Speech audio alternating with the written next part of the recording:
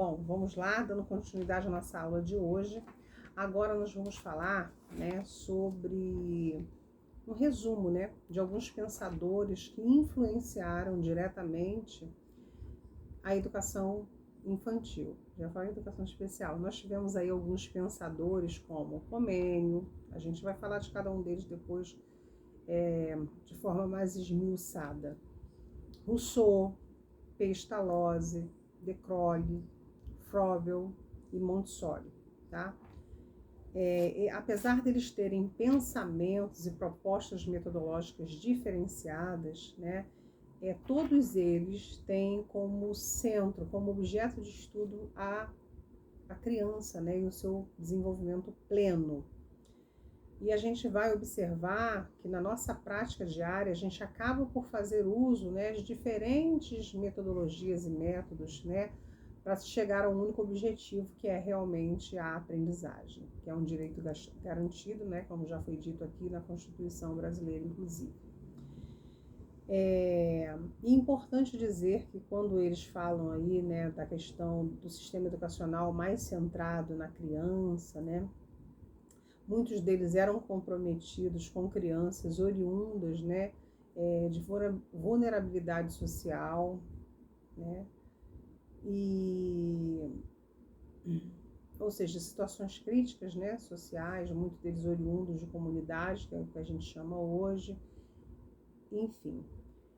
E o que é importante que eles trazem aqui para a gente é que começa a se observar que a criança, né, ela tem as suas limitações, as suas potencialidades, ela tem as suas características, as suas peculiaridades, tem, né, características totalmente diferentes dos adultos.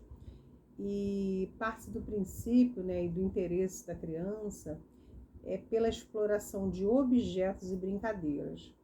A gente observa muito isso, e quando se fala de educação infantil, né, eu não consigo pensar de uma outra forma que não seja dessa forma, né, onde a criança possa tão somente manusear, né, quando a gente fala de objetos, existem hoje uma infinidade, né, de materiais, de jogos, de atividades ludopedagógicas, né, das quais a gente pode propiciar de forma mais concreta esse processo de ensino-aprendizagem, né? Então, eu acho isso assim, de suma importância. A criança, eu costumo dizer que ela é muito sinestésica, ela aprende, né, com o movimento, com o toque, com o brincar, né? Ela se descobre o outro, até mesmo as suas frustrações, né? Que é quando ela perde, quando o amigo não quer brincar com ela, né? Então a gente observa que a criança aprende muito dessa forma. Se a gente, de repente, a gente viu isso aí na pandemia, a gente vivenciou isso, né? Ao qual nós que somos professores, né, eu hoje não atuo como professora da educação infantil, mas durante, né, o início da minha caminhada, da minha jornada foi na educação infantil, a gente observou, eu como psicopedagoga, de como as crianças tiveram dificuldades no processo de ensino-aprendizagem, justamente porque esse contato hoje que nós temos aqui, para o adulto já não é, né, para alguns adultos já não é um processo tão fácil. Imagina para uma criança, né, ficar sentada à frente de um computador, que seja, de um celular, assistindo uma pessoa falando, né, ou mostrando um material ou outro que é diferente dele manusear, né, dele tocar, dele experimentar, né? Então, todos eles obtiveram essa observação de que a criança aprende fazendo mesmo, experimentando, né, vivenciando. Isso é muito importante. E o grande precursor, né, dessa educação que a gente chama de educação moderna, né, porque até então o que se tinha era o assistencialismo, né, como a gente já falou aí no vídeo anterior, onde a criança somente era cuidada e não se tinha questão de cunho educacional. Comênios, né, que aqui tem um nome, não vou ficar falando esse nome difícil, pelo amor de Deus, me poupe. Vou chamá-lo de Comênio, né, que acredito eu, que quem já está no curso um pouco mais de tempo, né, já tem ouvido falar de Comênio como o pai da didática, né? Foi ele que escreveu aí a Carta Magna, um objeto grandioso, não só na sua plenitude de realmente ser grandioso, né, no seu sentido literal, mas grandioso no seu sentido de fazer a educação, né, sistematizar as nossas ações, né? Eu hoje, enquanto professora, não consigo me ver sem o tal do planejamento, né? Mesmo vocês podem achar assim, mas como assim, professora? Ó, tá aqui, ó, o meu planejamento. Eu tenho o meu caderninho de plano ainda, tenho um planejamento. Pois é, não consigo me ver sem isso, né? E Comênio, ele começa com uma frase que a gente precisa pensar. Vamos aqui pensar junto. Olha o que ele diz. Deve-se começar a formação muito cedo, pois não se deve passar a vida a aprender, mas a fazer, tá? Então, quando Comênio diz isso, ele diz que, primeiro que ele tenta universalizar, né, a educação, colocando a educação realmente para todos, garantindo que essa acessibilidade à educação seja realmente um direito garantido a todos. Ele é um, né, dos precursores também do que a gente chama aí de método ativo. O que seria isso, professor? É aquele o qual o indivíduo ele pode fazer basicamente o que a gente está fazendo hoje, direcionar o nosso aprendizado, né? De que forma? É o chamado aprender a aprender, né? Que quando a gente se propõe a sentar aqui, pegar a nossa apostila, assistir o vídeo da professora, assistir outros vídeos que são complementares ao conteúdo abordado, né? Ler uma coisa e outra. Isso é quando a gente direciona, né, o nosso próprio aprendizado. E Comênio, né, ele defende muito essa questão. Então é por isso que ele foi considerado aí o grande nome da história da educação moderna.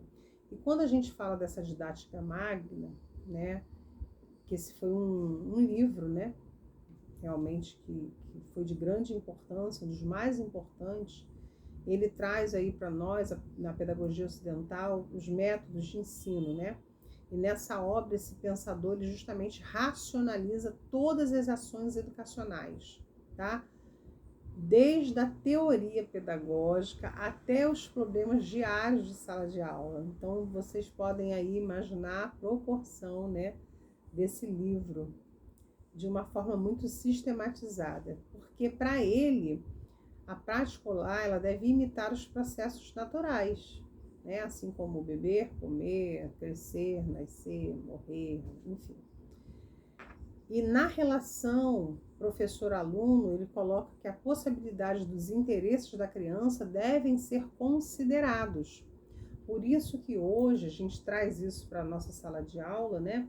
E o que a gente faz comumente na educação infantil, né? Até realmente a pré-escola? A nossa, né, rodinha de conversa, né? E por que se propõe a fazer essa rodinha? Justamente porque esse momento é um momento que a gente precisa aguçar a nossa escuta, né? Dar a vez desse indivíduo de falar. Aí a gente propõe lá, né, a novidade do dia, no qual algumas escolas permitem que as crianças levem ou um brinquedo ou alguma coisa, né, naquele dia.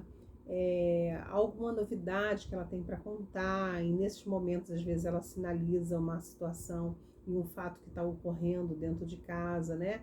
Então, ele propõe isso, que a gente precisa considerar os interesses da criança. Eu sei que, enquanto escola, isso é muito difícil, porque existe aí o que a gente chama de planejamento. E, apesar dele ser flexível, né, nós precisamos sim cumpri-los, até porque no final do ano, né, muitas das vezes as famílias nos cobram, né? Ah, mas isso aqui bem, não foi feito. E às vezes a família e a própria escola não entende o movimento, né, da ação educativa, que às vezes é necessário a gente fugir um pouquinho do planejamento para ter essa escuta, para dar essa acolhida, né? Às vezes a criança perdeu um bichinho de estimação e ela vai trazer isso para você naquela rodinha. Então, o convênio, ele parte justamente desse princípio, que o interesse da criança deve ser levado em conta. O que eu acho muito bacana e que eu não vou entrar aqui no mérito da questão, é que ele propõe que os profissionais devem ser considerados como profissionais da educação e não como missionários. E ele cita aqui que devem ser muito bem pagos, né, por isso. Então, se a gente for falar sobre, né, essa questão da valorização profissional, não só de reconhecimento, né, porque como é importante o educador, né? Todo advogado, todo médico, todo profissional passa por um professor. Então, nós devíamos realmente ser, assim, algo de grande importância e relevância para a nossa sociedade. Mas, infelizmente, o que a gente vive hoje na educação é o contrário. Mas a gente não está aqui para discutir isso, a gente não está aqui para pensar, né? A gente pode pensar, sim, melhor dizendo, né? Estamos aqui, somos seres pensantes, né? Mas, assim, ainda entra essa questão da valorização financeira, né? Como é difícil, o professor no Brasil precisa realmente pleitear várias outras profissões, como é o meu caso, às vezes se desdobrar em vários outros lugares para conseguir, pelo menos, né, ter aí uma vida digna, vamos assim dizer, né?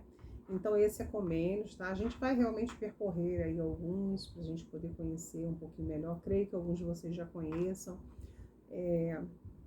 Coloquem aí suas dúvidas, suas experiências, né, seus conhecimentos acerca desse pensador tão importante, né, para a nossa educação, principalmente para a educação infantil, tá bom? E é isso. O próximo vídeo vai falar sobre Jean-Jacques Rousseau, ok? Esses nomes esquisitos, né? Mas é isso aí, eles foram um cara na educação, tá bom? Beijo e até o próximo vídeo.